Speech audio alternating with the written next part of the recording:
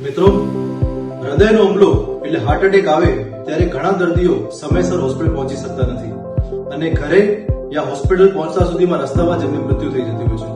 હું તમને 3 દવાઓ વિશે આજે સમજાવીશ જે તમે તમારા ઓફિસમાં, તમારા ઘરે પાઉચ બનાવીને રાખી શકો અને જો કોઈને હાર્ટ એટેક આવ્યો હોય ત્યારે તાત્કાલિક આ દવાઓ એમને આપી શકો છો.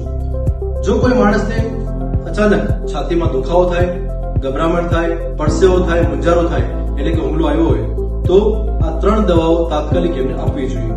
પહેલી, એસ્પિરિન 325 મિલીગ્રામ, આ એક ગોળી ચાવીને ખાઈ જવાની. બીજી દવા છે ક્લોપિડોગ્રેલ 75 મિલીગ્રામની 4 ગોળી એક સાથે લેવાની. ત્રીજી દવા છે એટોર્વાસ્ટેટિન 80 મિલીગ્રામ 80 mg. આ 3 દવાઓ એક સાથે લેવાની.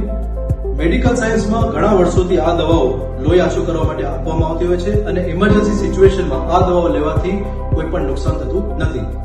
આના સિવાય એક દવા સોર્બિટ્રેટ, જો કોઈને છાતીમાં દુખાવો થતો હોય, એન્જાઇના, એના માટે જીભ નીચે મૂકવાથી દુખાવામાં આરામ થતો હોય છે.